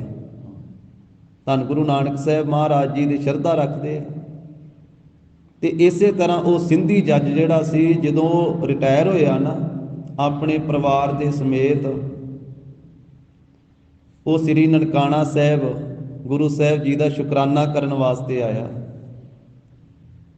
ਤੇ ਉਹ ਇੱਕ ਰਾਤ ਰਹਿਣ ਵਾਸਤੇ ਉੱਥੇ ਠਹਿਰਿਆ ਆਪਣੇ ਪਰਿਵਾਰ ਦੇ ਸਮੇਤ। ਤੇ 13 ਸਾਲ ਦੀ ਉਹਦੀ ਪੁੱਤਰੀ ਸੀ, ਧੀ ਸੀ ਉਸਦੀ। ਜਦੋਂ ਨਨਕਾਣਾ ਸਾਹਿਬ ਉਸ ਨੂੰ ਕਮਰਾ ਮਿਲਿਆ, ਉਹ ਪਰਿਵਾਰ ਸਮੇਤ ਉੱਥੇ ਠਹਿਰਿਆ। ਰਾਤ ਦਾ ਸਮਾਂ ਹੋਇਆ, ਹਨੇਰਾ ਹੈ, ਤਾਂ ਉਸ ਵੇਲੇ ਕਮਰੇ ਦੇ ਵਿੱਚ ਕੋਈ ਚਾਨਣਾ ਨਹੀਂ ਹੈ। ਤੇ ਜਿਹੜੇ ਮਹੰਤ ਦੇ ਉਹ ਚੇਲੇ ਸਨ, ਉੱਥੇ ਰਹਿਣ ਵਾਲੇ ਜਿਹੜੇ ਪ੍ਰਬੰਧਕ ਸੀ, ਉਹਨਾਂ ਨੂੰ ਉਹਨੇ ਬੇਨਤੀ ਕੀਤੀ ਵੀ ਕੋਈ ਦੀਵਾ ਬੱਤੀ ਦਿੱਤੀ ਜਾਵੇ ਤੇ ਮੈਂ ਆਪਣੇ ਕਮਰੇ 'ਚ ਚਾਨਣਾ ਕਰ ਲਵਾਂ। ਉਹਨਾਂ ਆਖਿਆ ਵੀ ਆਪਣੀ ਪੁੱਤਰੀ ਨੂੰ ਭੇਜ ਦੇ ਤੇ ਅਸੀਂ ਦੀਵਾ ਦੇ ਕੇ ਭੇਜ ਦਿੰਦੇ ਹਾਂ। ਲਾਲਟਨ ਲਿਖਿਆ ਕਈਆਂ ਨੇ ਦੀਵਾ ਚਾਨਣਾ ਕਰਨ ਵਾਸਤੇ। ਜਿਸ ਵੇਲੇ ਉਹ 13 ਸਾਲ ਦੀ ਲੜਕੀ ਨੂੰ ਉਹ ਜੱਜ ਨੇ, ਸਿੰਧੀ ਸਿੱਖ ਨੇ ਭੇਜਿਆ ਨਾ, ਵੀ ਜਾ ਪੁੱਤਰੀ ਉੱਥੋਂ ਦੀਵਾ ਲੈ ਕੇ ਆਪਾਂ ਕਮਰੇ 'ਚ ਬਾਲ ਕੇ ਚਾਨਣਾ ਕਰਦੇ। ਤੇ ਫਿਰ ਉਹ ਮਹੰਤ ਦੇ ਜਿਹੜੇ ਉਹ ਗੁੰਡੇ ਸੀ, ਕੁਕਰਮੀ ਸੀ, ਉਹਨਾਂ ਨੇ ਉਸ ਦੀ ਪੁੱਤਰੀ ਦੇ ਨਾਲ ਕੁਕਰਮ ਕੀਤਾ। 13 ਸਾਲ ਦੀ ਧੀ ਸੀ ਉਹ ਰਿਟਾਇਰ ਜੱਜ ਦੀ। ਤੇ ਜਿਸ ਵੇਲੇ ਉਹਨੂੰ ਪਤਾ ਲੱਗਾ, ਉਹ ਰੋਇਆ ਕੁਰਲਾਇਆ ਉੱਥੋਂ ਜਾਣ ਲੱਗਾ। ਤੇ ਨਰੈਣੂ ਮਹੰਤ ਨੇ ਆਖਿਆ ਇੱਥੇ ਰਹਿ, ਤੈਨੂੰ ਜਾਣ ਨਹੀਂ ਦੇਣਾ। ਜੇ ਰੌਲਾ ਪਾਇਆ ਤੇ ਸਮੇਤ ਪਰਿਵਾਰ ਦੇ ਮਾਰ ਦਿਆਂਗੇ। ਲਿਖਿਆ ਵਾ ਸਾਧ ਸੰਗਤ ਜੀ ਕਿ ਫਿਰ ਸਾਰੀ ਰਾਤ ਉਹ ਸਰੋਵਰ ਦੇ ਕੰਢੇ ਤੇ ਬੈਠਾ ਰੋਂਦਾ ਰਿਹਾ, ਸਾਰੀ ਰਾਤ। ਤੇ ਉਹਦੀ ਧੀ ਦੇ ਨਾਲ ਉੱਥੋਂ ਦੇ ਪ੍ਰਬੰਧਕ ਕੁਕਰਮ ਕਰਦੇ ਰਹੇ।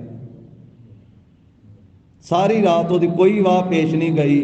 ਤੇ ਗੁਰੂ ਨਾਨਕ ਸਾਹਿਬ ਜੀ ਦੇ ਅੱਗੇ ਤਰਲੇ ਪਾਉਂਦਾ ਰਿਹਾ, ਬੇਨਤੀਆਂ ਕਰਦਾ ਰਿਹਾ ਵੀ ਮਹਾਰਾਜ ਮੈਂ ਤਾਂ ਤੁਹਾਡਾ ਸ਼ੁਕਰਾਨਾ ਕਰਨ ਆਇਆ ਸਾਂ ਇਸ ਸਥਾਨ ਤੇ ਤੁਹਾਡੇ ਅਸਥਾਨ ਤੇ ਰਹਿਣ ਵਾਲੇ ਇਹਨਾਂ ਪਾਪੀਆਂ ਨੇ ਕੀ ਕੀਤਾ। ਫਿਰ ਉਹ ਸਿੱਖਾਂ ਦੇ ਕੋਲੇ ਆਇਆ, ਲਾਹੌਰ ਸਿੱਖਾਂ ਦੀ ਕਾਨਫਰੰਸ ਹੋਈ, ਉੱਥੇ ਗਿਆ। ਜਦੋਂ ਸਿੱਖਾਂ ਦਾ ਜਥਾ ਬੈਠਾ ਸਿੰਘਾਂ ਦਾ, ਤੇ ਉਹਨੇ ਜਾ ਕੇ ਰੋ ਕੇ ਉਹਨੇ ਆਖਿਆ ਸਿੱਖੋ ਮਰ ਗਏ ਜੇ ਤੁਸੀਂ। ਸਿੱਖ ਤਾਂ ਬਗਾਨੀਆਂ ਧੀਆਂ ਭੈਣਾਂ ਨੂੰ ਵੀ ਛਡਾਉਂਦੇ ਸੀ ਤੇ ਧੀਆਂ ਦੇ ਸਿਰ ਤੇ ਹੱਥ ਰੱਖਦੇ ਸੀ ਵੀ ਇਹ ਸਾਡੀਆਂ ਧੀਆਂ, ਇਹ ਸਾਡੀਆਂ ਭੈਣਾਂ, ਸਾਡੀਆਂ ਮਾਵਾਂ। ਤੇ ਅੱਜ ਸ੍ਰੀ ਨਨਕਾਣਾ ਸਾਹਿਬ ਦੀ ਧਰਤੀ ਤੇ ਮੇਰੀ ਪੁੱਤਰੀ ਦੇ ਨਾਲ ਆਹ ਕੁਝ ਹੋਇਆ। ਸਿੱਖੋ ਤੁਸੀਂ ਜਿਉਂਦੇ ਜੇ ਕਿ ਮਰ ਗਏ ਜੇ। ਇਹ ਉਸ ਸਿੰਧੀ ਜੱਜ ਦੇ ਬੋਲ ਸੀ।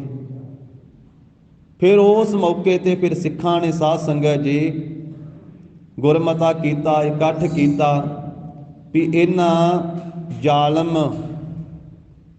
ਮਹੰਤਾਂ ਦੇ ਕੋਲੋਂ ਗੁਰਧਾਮ ਆਜ਼ਾਦ ਕਰਵਾਏ ਜਾਣ। ਫਿਰ ਵੱਖ-ਵੱਖ ਥਾਵਾਂ ਤੇ ਇਕੱਠ ਹੋਇਆ, ਕਿਉਂਕਿ ਉਦੋਂ ਸਾਰੇ ਅਸਥਾਨਾਂ ਦੇ ਉੱਤੇ ਹੀ ਮਹੰਤਾਂ ਦਾ ਕਬਜ਼ਾ ਸੀ। ਸਾਰੇ ਅਸਥਾਨਾਂ ਦੇ ਉੱਤੇ, ਸ੍ਰੀ ਦਰਬਾਰ ਸਾਹਿਬ, ਸ੍ਰੀ ਤਰਨਤਾਰਨ ਸਾਹਿਬ, ਬਾਕੀ ਵੀ ਲਗਭਗ ਸਾਰੇ ਅਸਥਾਨਾਂ ਦੇ ਉੱਤੇ। ਫਿਰ ਪਿੰਡਾਂ ਦੇ ਵਿੱਚੋਂ ਸਿੰਘ ਉੱਠੇ, ਫਿਰ ਜਥੇ ਬਣੇ। ਫਿਰ ਸਭ ਤੋਂ ਪਹਿਲਾਂ ਇਸੇ ਤਰ੍ਹਾਂ ਦਿੱਲੀ ਦੇ ਵਿੱਚ ਵੀ ਜਿਹੜੇ ਅਸਥਾਨ, ਉਹਨਾਂ ਦਾ ਵੀ ਮੋਰਚਾ ਲੱਗਾ। ਰਕਾਬਗੰਜ ਸਾਹਿਬ ਦਾ ਮੋਰਚਾ ਲੱਗਾ। ਇਸੇ ਤਰ੍ਹਾਂ ਜੈਤੋ ਗੰਗਸਰ ਗੁਰਦੁਆਰੇ ਸਾਹਿਬ ਦਾ ਮੋਰਚਾ ਲੱਗਾ। ਫਿਰ ਸ੍ਰੀ ਤਰਨਤਾਰਨ ਸਾਹਿਬ ਅਸਥਾਨ ਨੂੰ ਆਜ਼ਾਦ ਕਰਾਉਣ ਵਾਸਤੇ ਮੋਰਚਾ ਲਾਇਆ ਗਿਆ। ਇੱਥੋਂ ਦਾ ਵੀ ਲਿਖਿਆ ਹੋਇਆ ਵਾ ਵੀ ਮਹੰਤ ਜਿਹੜੇ ਸੀ ਉਹ ਸਰੋਵਰ ਸਾਹਿਬ ਦੇ ਵਿੱਚ ਸਰੋਵਰ ਦੇ ਜਲ ਦੇ ਨਾਲ ਹੀ ਸ਼ਰਾਬ ਕੱਢਦੇ ਸੀ ਤੇ ਸਰੋਵਰ ਦੇ ਵਿੱਚ ਹੀ ਸ਼ਰਾਬ ਨੂੰ ਠੰਡੀ ਕਰਕੇ ਫਿਰ ਪੀਂਦੇ ਸੀ, ਸਰੋਵਰ ਦੇ ਵਿੱਚ ਹੀ। ਫਿਰ ਇੱਥੋਂ ਦਾ ਤਰਨਤਾਰਨ ਸਾਹਿਬ ਅਸਥਾਨ ਨੂੰ ਆਜ਼ਾਦ ਕਰਾਉਣ ਵਾਸਤੇ ਮੋਰਚਾ ਲਾਇਆ ਗਿਆ ਤੇ 2 ਸਿੰਘ ਇੱਥੇ ਸ਼ਹੀਦ ਹੋਏ, ਇੱਕ ਭਾਈ ਹੁਕਮ ਸਿੰਘ, ਇੱਕ ਭਾਈ ਹਜ਼ਾਰਾ ਸਿੰਘ। ਤੇ ਭਾਈ ਲਛਮਣ ਸਿੰਘ ਧਾਰੋਵਾਲ ਵਾਲੇ ਜਿਹੜੇ ਸੀ, ਉਹਨਾਂ ਦੇ ਸਾਹਮਣੇ ਇਹ ਦੋਵੇਂ ਸਿੰਘ ਸ਼ਹੀਦ ਹੋਏ। ਜਦੋਂ ਇਹਨਾਂ ਦਾ ਅਖੰਡ ਪਾਠ ਸਾਹਿਬ ਆਰੰਭ ਕਰਕੇ ਭੋਗ ਪਾਇਆ ਗਿਆ ਤੇ ਸਿੰਘਾਂ ਦਾ ਇਕੱਠ ਹੋਇਆ, ਉਸ ਇਕੱਠ ਦੇ ਵਿੱਚ ਫਿਰ ਫੈਸਲਾ ਕੀਤਾ ਗਿਆ ਤੇ ਭਾਈ ਲਛਮਣ ਸਿੰਘ ਜਿਹੜੇ ਧਾਰੋਵਾਲ ਵਾਲੇ ਸਿੰਘ ਸੀ, ਉਹਨਾਂ ਨੇ ਉਸ ਇਕੱਠ ਦੇ ਵਿੱਚ ਫਿਰ ਬੋਲਦਿਆਂ ਇਹ ਗੱਲ ਆਖੀ ਵੀ ਆਪਾਂ ਹੁਣ ਸ੍ਰੀ ਨਨਕਾਣਾ ਸਾਹਿਬ ਆਜ਼ਾਦ ਕਰਾਈਏ। ਹੋਰ ਵੀ ਸਿੱਖ ਆਗੂ ਸਨ, ਭਾਈ ਕਰਤਾਰ ਸਿੰਘ ਆਦਿਕ, ਭਾਈ ਪ੍ਰਤਾਪ ਸਿੰਘ, ਭਾਈ ਦਲੀਪ ਸਿੰਘ, ਕਈਆਂ ਸਿੰਘਾਂ ਦਾ ਨਾਮ ਆਉਂਦਾ ਜਿਹੜੇ ਉਸ ਮੌਕੇ ਤੇ ਸਿੱਖ ਆਗੂ ਸਨ। ਤੇ ਭਾਈ ਲਛਮਣ ਸਿੰਘ ਨੇ ਤਾਂ ਇਹ ਬੇਨਤੀ ਕੀਤੀ ਵੀ ਸਤਿਗੁਰੂ ਜੀ, ਇਹਨਾਂ ਪਾਪੀਆਂ ਨੇ ਕੁਕਰਮ ਕਰਕੇ ਆਪ ਜੀ ਦੇ ਪਵਿੱਤਰ ਸਥਾਨ ਦੀ ਪਵਿੱਤਰਤਾ ਭੰਗ ਕਰ ਦਿੱਤੀ ਹੈ, ਤੇ ਕਿਰਪਾ ਕਰ ਜਿਵੇਂ ਇਹਨਾਂ ਸਿੰਘਾਂ ਨੇ ਸ਼ਹੀਦੀ ਪਾ ਕਰਕੇ ਆਪ ਜੀ ਦੇ ਪਵਿੱਤਰ ਸਥਾਨ ਦੀ ਪਵਿੱਤਰਤਾ ਕਾਇਮ ਕੀਤੀ ਸ੍ਰੀ ਤਰਨਤਾਰਨ ਸਾਹਿਬ ਦੇ, ਤੇ ਮੇਰੇ ਤੋਂ ਇਹ ਸੇਵਾ ਲੈ, ਮੈਂ ਸ੍ਰੀ ਨਨਕਾਣਾ ਸਾਹਿਬ ਨੂੰ ਆਜ਼ਾਦ ਕਰਾਉਣ ਦੇ ਵਿੱਚ ਸ਼ਹੀਦੀ ਪਾਵਾਂ। ਇਹ ਭਾਈ ਲਛਮਣ ਸਿੰਘ ਧਾਰੋਵਾਲ ਨੇ ਬੇਨਤੀ ਕੀਤੀ। ਉਸ ਤੋਂ ਬਾਅਦ ਸਾਰਾ ਗੁਰਮਤਾ ਕੀਤਾ ਗਿਆ ਵੀ ਜਥੇ ਜਿਹੜੇ ਆ ਉਹ ਸ੍ਰੀ ਨਨਕਾਣਾ ਸਾਹਿਬ ਨੂੰ ਭੇਜੇ ਜਾਣ। ਤੇ ਸਭ ਤੋਂ ਪਹਿਲਾ ਜਥਾ ਜਿਹੜਾ ਸੀ ਉਹ ਭਾਈ ਲਛਮਣ ਸਿੰਘ ਧਾਰੋਵਾਲ ਦੀ ਅਗਵਾਈ ਦੇ ਵਿੱਚ ਗਿਆ, ਜਿਹਦੇ ਵਿੱਚ ਲਗਭਗ 150 ਸਿੰਘ ਸੀ। ਤੇ ਫੈਸਲਾ ਇਹ ਕੀਤਾ ਗਿਆ ਵੀ ਆਪਾਂ ਕੋਈ ਹਥਿਆਰ ਲੈ ਕੇ ਨਹੀਂ ਜਾਣਾ, ਕੋਈ ਸ਼ਸਤਰ ਲੈ ਕੇ ਨਹੀਂ ਜਾਣਾ। ਜਿਹੜੇ ਆਪਾਂ ਕਕਾਰ ਪਹਿਨੇ ਹੋਏ ਆ, ਕਕਾਰ ਤਾਂ ਸਿੱਖਣੇ ਪਹਿਨਣੇ ਹੀ ਆ। ਕਕਾਰ ਆਪਣੇ ਗਾਤਰੇ, ਜਿਹੜੀ ਕਿਰਪਾਨ ਹੈ, ਇਹ ਜਿਹੜੇ ਆਪਣੇ ਰਵਾਇਤੀ ਸ਼ਸਤਰ ਹਨ, ਇਹ ਤਾਂ ਜਾਣਗੇ ਆਪਣੇ ਨਾਲ, ਪਰ ਆਪਾਂ ਕਿਸੇ ਉੱਤੇ ਹੱਥ ਨਹੀਂ ਚੁੱਕਣਾ ਤੇ ਕਿਸੇ ਨੂੰ ਮਾਰਨਾ ਨਹੀਂ। ਆਪਾਂ ਨਾਮ ਜਪਣਾ ਤੇ ਬਾਣੀ ਪੜ੍ਹਨੀ ਆ। ਆਪਾਂ ਨੂੰ ਭਾਵੇਂ ਉਹ ਮਾਰ ਦੇਣ, ਗੋਲੀਆਂ ਮਾਰਨ, ਵੱਢਣ, ਟੁੱਕਣ, ਅੱਗ ਲਾਉਣ, ਜੋ ਮਰਜ਼ੀ ਕਰਨ, ਪਰ ਆਪਾਂ ਸ਼ਾਂਤ ਰਹਿ ਕਰਕੇ ਨਾਮ ਜਪਦੇ ਆ ਗੁਰੂ ਸਾਹਿਬ ਜੀ ਦਾ ਨਨਕਾਣਾ ਸਾਹਿਬ ਆਜ਼ਾਦ ਕਰਾਉਣਾ। ਇਹ ਫੈਸਲਾ ਕੀਤਾ ਗਿਆ ਸਿੱਖਾਂ ਵੱਲੋਂ। ਜਦੋਂ ਇਹ ਸਲਾਹ ਕਰਕੇ ਪਹਿਲਾ ਜਥਾ ਲੈ ਕਰਕੇ ਜਾਣਾ ਹੈ, ਤੇ ਅੱਜ ਦੇ ਦਿਨ ਸਾਧ ਸੰਗਤ ਜੀ ਅੰਮ੍ਰਿਤ ਵੇਲੇ ਪਹੁੰਚੇ ਸਨ ਉਹ ਜਥਾ ਲੈ ਕੇ। ਜਿਹੜੀ ਰਾਤ ਲੰਘੀ ਹੈ ਨਾ 20 ਫਰਵਰੀ ਵਾਲੀ, ਕਹਿੰਦੇ ਵੀ ਆਪਣੇ ਘਰ ਦੇ ਵਿੱਚ, ਗੁਰਦਾਸਪੁਰ ਜ਼ਿਲ੍ਹੇ 'ਚ ਧਾਰੋਵਾਲ ਪਿੰਡ, ਆਪਣੇ ਘਰ ਦੇ ਵਿੱਚ ਭਾਈ ਲਛਮਣ ਸਿੰਘ ਜੀ ਨੇ ਗੁਰੂ ਗ੍ਰੰਥ ਸਾਹਿਬ ਮਹਾਰਾਜ ਜੀ ਦਾ ਪ੍ਰਕਾਸ਼ ਕੀਤਾ ਹੋਇਆ। ਸ਼ਾਮ ਨੂੰ ਸੁੱਖ ਆਸਣ ਕਰਨਾ ਸੀ ਗੁਰੂ ਗ੍ਰੰਥ ਸਾਹਿਬ ਜੀ ਦਾ, ਤੇ ਆਪਣੀ ਘਰਵਾਲੀ, ਉਹਨਾਂ ਦੇ ਘਰਵਾਲੀ ਦਾ ਨਾਮ ਲਿਖਿਆ ਬੀਬੀ ਇੰਦਰ ਕੌਰ। ਭਾਈ ਲਛਮਣ ਸਿੰਘ ਧਾਰੋਵਾਲ ਦੀ ਘਰਵਾਲੀ ਪਤਨੀ ਦਾ ਨਾਮ ਬੀਬੀ ਇੰਦਰ ਕੌਰ। ਘਰਵਾਲੀ ਨੂੰ ਕਹਿਣ ਲੱਗੇ ਭਾਈ ਲਛਮਣ ਸਿੰਘ ਵੀ ਸਵੇਰੇ ਜਥਾ ਲੈ ਕੇ ਜਾਣਾ ਹੈ, ਸ੍ਰੀ ਨਨਕਾਣਾ ਸਾਹਿਬ ਪਹੁੰਚਣਾ ਹੈ, ਤੇ ਗੁਰੂ ਗ੍ਰੰਥ ਸਾਹਿਬ ਮਹਾਰਾਜ ਸਾਹਿਬ ਜੀ ਦਾ ਆਪਾਂ ਸੁੱਖ ਆਸਣ ਕਰਨ ਲੱਗੇ ਹਾਂ, ਤੇ ਅਰਦਾਸ ਕਰਕੇ ਪੁੱਛ ਲਈਏ ਮਹਾਰਾਜ ਸਾਹਿਬ ਤੋਂ ਵੀ ਗੁਰੂ ਸਾਹਿਬ ਦੀ ਕੀ ਆਗਿਆ ਹੈ, ਮਹਾਰਾਜ ਸਾਹਿਬ ਜੀ ਕੀ ਹੁਕਮ ਸੁਣਾਉਂਦੇ। ਅਰਦਾਸ ਕੀਤੀ ਗਈ, ਤੇ ਅਰਦਾਸ ਤੋਂ ਬਾਅਦ ਫਿਰ ਭਾਈ ਲਛਮਣ ਸਿੰਘ ਜੀ ਨੇ ਹੁਕਮਨਾਮਾ ਲਿਆ ਮੁੱਖ ਵਾਕ, ਤੇ ਉਹਨਾਂ ਦੀ ਪਤਨੀ ਚੌਰ ਕਰਦੀ ਬੀਬੀ ਇੰਦਰ ਕੌਰ। ਤਾਂ ਹੁਕਮਨਾਮਾ ਆਇਆ ਸੀ ਸੂਹੀ ਮਹੱਲਾ ਚੌਥਾ ਅਸ਼ਟਪਦੀਆਂ ਦੇ ਵਿੱਚੋਂ, ਕੋਈ ਆਣ ਮਿਲਾਵੇ ਮੇਰਾ ਪ੍ਰੀਤਮ ਪਿਆਰਾ ਹੋ ਤਿਸ ਪਹਿ ਆਪ ਵਿੱਚ ਆਈ। ਇਸ ਮੁੱਖ ਵਾਕ ਦੇ ਵਿੱਚ ਅੱਗੇ ਜਾ ਕੇ ਵੀ ਪੰਕਤੀ ਆਈ, ਤਨ ਮਨ ਕਾਟ ਕਾਟ ਸਭ ਅਰਪੇ ਵਿੱਚ ਅਗਨੀ ਆਪ ਜਲਾਈ। ਜਦੋਂ ਸਾਰਾ ਸ੍ਰੀ ਮੁੱਖ ਵਾਕ ਪੜ੍ਹਿਆ ਗਿਆ ਤੇ ਸਮਾਪਤੀ ਹੋਈ, ਫਤਿਹ ਬੁਲਾਈ, ਮਹਾਰਾਜ ਦਾ ਸੁੱਖ ਆਸਣ ਕੀਤਾ ਗਿਆ, ਤੇ ਫਿਰ ਘਰਵਾਲੀ ਨੇ ਪੁੱਛਿਆ ਵੀ ਮਹਾਰਾਜ ਸਾਹਿਬ ਨੇ ਕੀ ਆਖਿਆ ਹੈ। ਕਹਿਣ ਲੱਗੇ ਵੀ ਗੁਰੂ ਨਾਨਕ ਸਾਹਿਬ ਜੀ ਨੇ ਚੌਥੇ ਸਰੂਪ ਦੇ ਵਿੱਚ ਗੁਰੂ ਰਾਮਦਾਸ ਸਾਹਿਬ ਜੀ ਨੇ ਸ੍ਰੀ ਮੁੱਖ ਵਾਕ ਬਖਸ਼ਿਆ, ਤੇ ਮਹਾਰਾਜ ਨੇ ਬਚਨ ਇਹ ਕੀਤਾ ਵੀ ਨਨਕਾਣਾ ਸਾਹਿਬ ਨੂੰ ਆਜ਼ਾਦ ਕਰਾਉਣ ਵਾਸਤੇ ਤੁਹਾਨੂੰ ਆਪਣਾ ਤਨ ਮਨ ਕਟਾਉਣਾ ਪੈਣਾ ਵਾ, ਤੇ ਆਪਣੇ ਆਪ ਨੂੰ ਅੱਗ ਦੇ ਵਿੱਚ ਸੜਵਾਉਣਾ ਪੈਣਾ ਵਾ, ਫਿਰ ਨਨਕਾਣਾ ਸਾਹਿਬ ਆਜ਼ਾਦ ਹੋਵੇਗਾ। ਕਹਿੰਦੇ ਮਹਾਰਾਜ ਨੇ ਇਹ ਆਖਿਆ। ਅਗਲੇ ਦਿਨ ਅੰਮ੍ਰਿਤ ਵੇਲੇ ਜਦੋਂ ਹੁਕਮਨਾਮਾ ਲਿਆ ਸੀ, ਤੇ ਕਹਿੰਦੇ ਫੇਰ ਇਹ ਹੁਕਮਨਾਮਾ ਇਹੀ ਆਇਆ ਸੀ ਵੀ ਮਹਾਰਾਜ ਸਾਹਿਬ ਨੇ ਆਖਿਆ ਵੀ ਇਹ ਕੁਰਬਾਨੀਆਂ ਕਰਨੀਆਂ ਪੈਣੀਆਂ। ਅੱਜ ਦਾ ਜਿਹੜਾ ਦਿਨ ਹੈ, ਭਾਈ ਸਾਹਿਬ 150 ਦੇ ਲਗਭਗ ਸਿੰਘਾਂ ਦਾ ਜਥਾ ਲੈ ਕਰਕੇ, ਇਤਿਹਾਸ ਤੇ ਬੜਾ ਲੰਮਾ ਹੈ, ਲੈ ਕਰਕੇ ਜਦੋਂ ਉੱਥੇ ਪਹੁੰਚੇ, ਅਗਲੇ ਪਾਸੇ ਨਰੈਣੂ ਮਹੰਤ ਨੇ ਪੂਰੀ ਤਿਆਰੀ ਕੀਤੀ ਹੋਈ ਸੀ। ਅੰਗਰੇਜ਼ਾਂ ਦਾ ਰਾਜ ਸੀ ਉਸ ਮੌਕੇ ਤੇ, ਅੰਗਰੇਜ਼ਾਂ ਦੀ ਪੂਰੀ ਸਹਿ ਸੀ ਨਰੈਣੂ ਮਹੰਤ ਨੂੰ। ਉਹਨਾਂ ਪੂਰੀ ਤਿਆਰੀ ਕੀਤੀ ਹੋਈ ਹੈ, ਬੰਦੂਕਾਂ ਲਿਆ ਕੇ ਰੱਖੀਆਂ ਹੋਈਆਂ ਪਹਿਲਾਂ ਵੀ ਉਹਨਾਂ ਕੋਲੇ ਸੀ, ਤੇ ਹੋਰ ਵੀ ਉਹਨਾਂ ਨੇ ਤੇਲ ਦਾ ਪ੍ਰਬੰਧ ਕੀਤਾ ਹੋਇਆ ਵਾ, ਗੰਡਾਸੇ ਰੱਖੇ ਹੋਏ ਆ, ਟਕੂਏ ਰੱਖੇ ਹੋਏ ਆ ਵੀ ਜਿੰਨੇ ਸਿੱਖ ਆਉਣਗੇ ਨਨਕਾਣਾ ਸਾਹਿਬ ਤੇ ਉਹਨਾਂ ਨੂੰ ਗੋਲੀਆਂ ਚਲਾ ਚਲਾ ਕੇ ਭੁੰਨ ਦੇਣਾ। ਜਿਹੜੇ ਸਹਿਕਦੇ ਹੋਣਗੇ, ਨਰੈਣੂ ਮਹੰਤ ਨੇ ਆਪਣੇ ਸਾਥੀਆਂ ਨੂੰ ਆਖਿਆ ਉਹਨਾਂ ਦੇ ਟੋਟੇ ਕਰ ਦੇਣੇ ਤੁਸੀਂ ਵੱਢ ਵੱਢ ਕੇ। ਭੱਠੀਆਂ ਰੱਖੀਆਂ ਹੋਈਆਂ, ਤੇਲ ਰੱਖਿਆ ਹੋਇਆ, ਕਹਿੰਦਾ ਵੀ ਜਿਹੜੇ ਜਿਉਂਦੇ ਫੱਟੜ ਹੋਏ ਉਹਨਾਂ ਨੂੰ ਭੱਠੀਆਂ 'ਚ ਸੁੱਟ ਕੇ ਤੇ ਤੇਲ ਪਾ ਕੇ ਅੱਗ ਲਾ ਕੇ ਸਾੜਨੀ ਜਿੰਨੇ ਇੱਥੇ ਆਏ। ਇਹ ਸਿੰਘ ਜਦੋਂ 150 ਦੇ ਕਰੀਬ, ਵਿੱਚ ਮਾਈਆਂ ਵੀ ਆ, ਭਾਈ ਵੀ ਆ, ਬੱਚੇ ਵੀ ਆ। ਛੋਟਾ ਜਿਹਾ ਬੱਚਾ, ਉਹਦਾ ਨਾਂ ਦਰਬਾਰਾ ਸਿੰਘ ਆਇਆ, 12 ਕੁ ਸਾਲਾਂ ਦਾ ਸੀ। ਕਹਿੰਦੇ ਉਹ ਵੀ ਗਿਆ ਨਾਲ ਆਪਣੇ ਪਿਤਾ ਦੇ। 12 ਸਾਲਾਂ ਦਾ ਬੱਚਾ ਹੋਵੇ।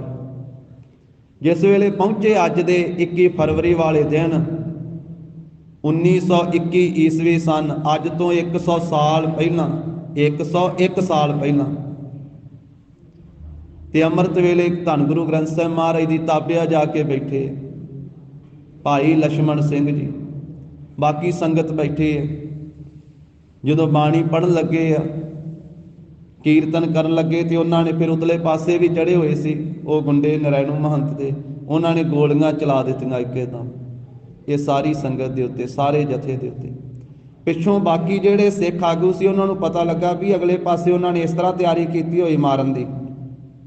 ਜਿੰਨੇ ਚਿਰ ਨੂੰ ਆਪਣੇ ਉਹਨਾਂ ਨੇ ਸਿੰਘ ਭੇਜੇ ਵੀ ਉਹਨਾਂ ਨੂੰ ਰੋਕਿਆ ਜਾਵੇ, ਪਰ ਕੁਝ ਜਥੇ ਤਾਂ ਰੋਕੇ ਗਏ, ਪਰ ਭਾਈ ਲਛਮਣ ਸਿੰਘ ਧਾਰੋਵਾਲ ਦਾ ਜਥਾ ਜਿਹੜਾ ਸੀ, ਉਹਨਾਂ ਨੇ ਆਖਿਆ ਵੀ ਪਤਾ ਲੱਗ ਵੀ ਗਿਆ ਸੀ ਉਹਨਾਂ ਨੂੰ ਕਿ ਅਗਲੇ ਪਾਸੇ ਇਸ ਤਰ੍ਹਾਂ ਦਾ ਹੈ ਮਾਹੌਲ, ਪਰ ਕਹਿੰਦੇ ਅਸੀਂ ਮਹਾਰਾਜ ਦੇ ਅੱਗੇ ਅਰਦਾਸ ਕਰਕੇ ਤੁਰੇ ਹਾਂ, ਹੁਣ ਰੁਕਣਾ ਨਹੀਂ ਹੈ। ਅਰਦਾਸ ਕਰਕੇ ਤੁਰੇ ਹਾਂ ਗੁਰੂ ਗ੍ਰੰਥ ਸਾਹਿਬ ਜੀ ਦੇ ਅੱਗੇ। ਇਸ ਕਰਕੇ ਮਹਾਰਾਜ ਨੇ ਮੁੱਖ ਵਾਕ ਬਖਸ਼ਿਸ਼ ਕੀਤਾ ਵਾ। ਜਦੋਂ ਜਾ ਕੇ ਮਹਾਰਾਜ ਦੇ ਦਰਬਾਰ ਦੇ ਵਿੱਚ ਜਨਮ ਸਥਾਨ ਤੇ ਇਹ ਪਹੁੰਚੇ, ਸਾਰੇ ਬੈਠੇ, ਤੇ ਫਿਰ ਇਹਨਾਂ ਨੂੰ ਨਾਮ ਜਪਦਿਆਂ, ਬਾਣੀ ਪੜ੍ਹਦਿਆਂ, ਕੀਰਤਨ ਕਰਦਿਆਂ ਇਹਨਾਂ ਉੱਤੇ ਗੋਲੀਆਂ ਦੀ ਵਿਛਾੜ ਕਰ ਦਿੱਤੀ ਗਈ। ਭਾਈ ਸਾਹਿਬ ਦੇ ਗੋਲੀਆਂ ਵੱਜੀਆਂ, ਗੁਰੂ ਗ੍ਰੰਥ ਸਾਹਿਬ ਜੀ ਦਾ ਪ੍ਰਕਾਸ਼ ਸੀ, ਗੁਰੂ ਗ੍ਰੰਥ ਸਾਹਿਬ ਜੀ ਦੇ ਗੋਲੀਆਂ ਵੱਜੀਆਂ, ਗੁਰੂ ਗ੍ਰੰਥ ਸਾਹਿਬ ਜੀ ਦੇ ਗੋਲੀਆਂ ਮਾਰੀਆਂ ਗਈਆਂ, ਇਹਨਾਂ ਸਿੰਘਾਂ ਦੇ ਗੋਲੀਆਂ ਵੱਜੀਆਂ।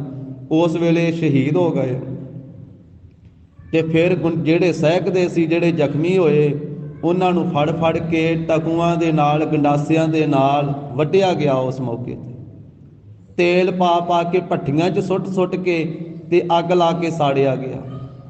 ਭਾਈ ਲਛਮਣ ਸਿੰਘ ਜੀ, ਉਹਨਾਂ ਦੇ ਭਾਵੇਂ ਗੋਲੀਆਂ ਵੀ ਵੱਜੀਆਂ ਸੀ, ਪਰ ਫਿਰ ਵੀ ਜਿਉਂਦੇ ਸਨ। ਉਹਨਾਂ ਨੂੰ ਫੜ ਕੇ ਜੰਡ ਦੇ ਨਾਲ ਬੰਨ੍ਹ ਕਰਕੇ, ਤੇਲ ਪਾ ਕੇ ਤੇ ਉੱਥੇ ਲਟਕਾ ਕੇ ਅੱਗ ਲਾ ਕੇ ਸਾੜਿਆ ਗਿਆ ਉਹ ਜੰਡ ਦੇ ਨਾਲ। ਛੋਟਾ ਜਿਹਾ ਬੱਚਾ ਜਿਹੜਾ ਸੀ, ਉਸ ਦੇ 2 ਟੋਟੇ ਕਰਕੇ 12 ਸਾਲਾਂ ਦੇ ਬੱਚੇ ਦੇ, ਭਾਈ ਦਰਬਾਰਾ ਸਿੰਘ ਦੇ, ਉਹਨੂੰ ਵੀ ਭੱਠੀ 'ਚ ਸੁੱਟ ਕੇ ਸਾੜ ਦਿੱਤਾ ਗਿਆ। ਕਹਿੰਦੇ ਵੀ ਦਰਬਾਰ ਸਾਹਿਬ ਦੇ ਬਾਹਰ ਜਿਹੜਾ ਨਾ, ਜਿੱਥੇ ਜਿਹਨੂੰ ਚਰਨ ਗੰਗਾ ਆਪਾਂ ਕਹਿ ਦਿੰਦੇ ਹਾਂ, ਵੀ ਉਹ ਛੋਟਾ ਜਿਹਾ 16 ਇੰਚ ਦੀ ਉਹਦੀ ਲੰਬਾਈ ਸੀ ਉਹ ਜਿਹੜਾ ਟੋਆ ਸੀਗਾ, ਤੇ 14 ਇੰਚ ਡੂੰਘਾ ਸੀ, 14 ਇੰਚ ਡੂੰਘਾ ਤੇ 16 ਇੰਚ ਲੰਮਾ।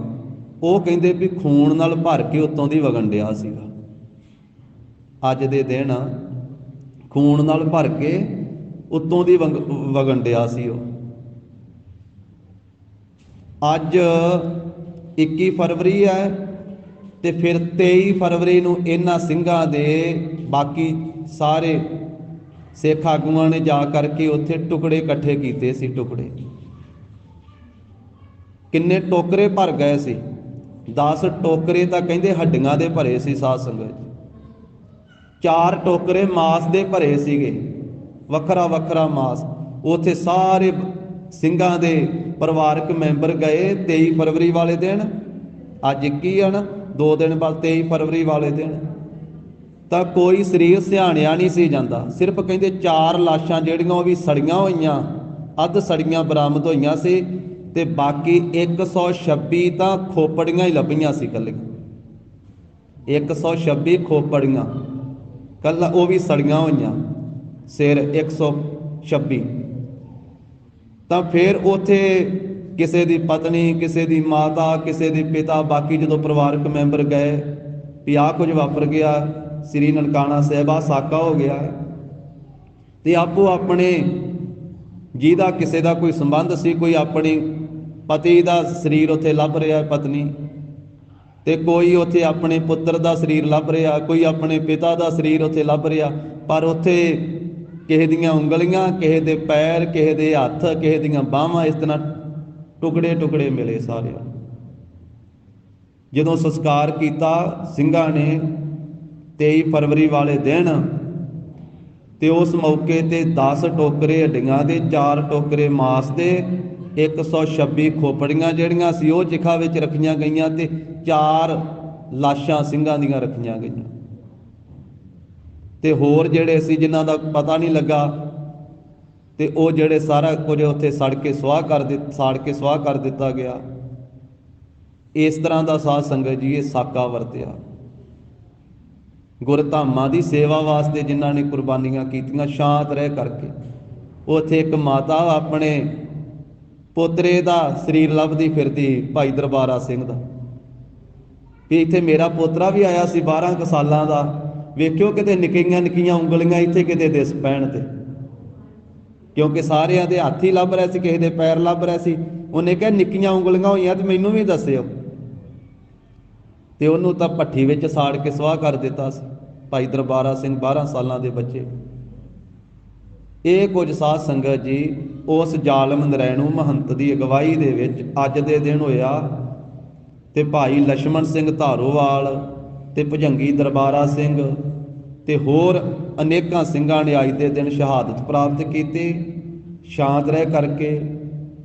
ਤੇ ਉਸ ਤੋਂ ਬਾਅਦ ਫਿਰ ਜਦੋਂ ਇਹਨਾਂ ਦਾ 23 ਫਰਵਰੀ ਨੂੰ ਸ਼ਾਮ ਨੂੰ ਸੰਸਕਾਰ ਹੋਇਆ ਨਾ ਸਾਰੇ ਸਿੰਘਾਂ ਦਾ, ਤੇ ਫਿਰ ਗੁਰੂ ਕੇ ਪੰਥ ਨੇ, ਗੁਰੂ ਕੇ ਸਿੰਘਾਂ ਨੇ ਮਤੇ ਉੱਥੇ ਲਿਖੇ ਗਏ।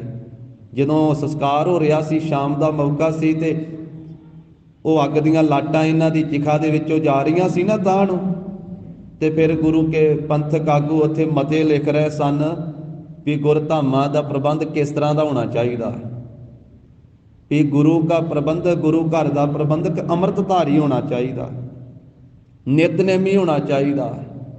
ਉਹ ਸਾਰੀ ਰਹਿਤ ਮਰਿਆਦਾ ਜਿਹੜੀ ਹੈ ਫਿਰ ਉਸ ਵੇਲੇ ਉਹਨਾਂ ਦੀ ਚਿਖਾ ਦੇ ਅੱਗ ਦੇ ਵਿੱਚ ਸ਼ਾਮ ਦੇ ਮੌਕੇ ਤੇ ਲਿਖੀ ਗਈ, ਰਾਤ ਦੇ ਮੌਕੇ ਤੇ, ਵੀ ਇਸ ਤਰ੍ਹਾਂ ਦਾ ਪ੍ਰਬੰਧ ਹੋਣਾ ਚਾਹੀਦਾ ਹੈ। ਉਸ ਤੋਂ ਬਾਅਦ ਫਿਰ ਜਿਹੜਾ ਸਾਰਾ ਪੰਥ ਨੇ ਇਹ ਸਾਧ ਸੰਗਤ ਜੀ ਪ੍ਰੋਗਰਾਮ ਬਣਾਇਆ ਤੇ ਫਿਰ ਇਹ ਗੁਰਧਾਮ ਆਜ਼ਾਦ ਹੋਏ, ਜਿਨ੍ਹਾਂ ਨੂੰ ਅਸੀਂ ਅਰਦਾਸ ਵਿੱਚ ਚੇਤੇ ਕਰਦੇ ਹਾਂ। ਜਿਨ੍ਹਾਂ ਸਿੰਘਾਂ ਸਿੰਘਣੀਆਂ ਨੇ ਧਰਮ ਹੇਤ ਸੀਸ ਦਿੱਤੇ, ਬੰਦ ਕਟਾਏ, ਖੋਪਰੀਆਂ ਲੋਹਾਈਆਂ। ਦੇਖੋ ਜਦੋਂ ਇੱਥੇ ਨਾਂ ਨਹੀਂ ਕਿਸੇ ਦਾ ਲਿਖਿਆ ਅਰਦਾਸ ਦੇ ਵਿੱਚ, ਕਿਉਂਕਿ ਜਦੋਂ ਖੋਪਰੀਆਂ ਲੋਹਾਈਆਂ, ਹੁਣ ਇੱਕ ਖੋਪਰੀ ਨਹੀਂ ਆਖਿਆ ਵੀ ਖੋਪਰੀ ਲੋਹਾਈ। ਅਰਦਾਸ ਲਿਖਣ ਵਾਲਿਆਂ ਸਾਡੇ ਬਜ਼ੁਰਗਾਂ ਨੇ ਇਹ ਗੱਲ ਲਿਖੀ ਖੋਪਰੀਆਂ ਲੋਹਾਈਆਂ, ਕਿਉਂਕਿ 126 ਖੋਪਰੀਆਂ ਉੱਥੋਂ ਮਿਲੀਆਂ ਸੀ ਅੱਜ ਦੇ ਦਿਨ, ਅੱਜ ਤੋਂ 101 ਸਾਲ ਪਹਿਲਾਂ 1921 ਨੂੰ। ਜਦੋਂ ਖੋਪਰੀ ਲੋਹਾਈ ਦੀ ਗੱਲ ਆਉਂਦੀ ਹੈ ਤੇ ਸਭ ਤੋਂ ਪਹਿਲਾਂ ਆਪਾਂ ਭਾਈ ਤਾਰੂ ਸਿੰਘ ਜੀ ਦਾ ਨਾਮ ਲਵਾਂਗੇ। ਸਾਡੇ ਸਾਹਮਣੇ ਭਾਈ ਤਾਰੂ ਸਿੰਘ ਜੀ ਸ਼ਹੀਦ ਆ ਜਾਂਦੇ, ਉਹਨਾਂ ਨੇ ਖੋਪਰੀ ਲੋਹਾਈ ਹੈ, ਸਿੱਖੀ ਕੇਸਾਂ ਸਵਾਸਾਂ ਨਾਲ ਨਿਭਾਈ।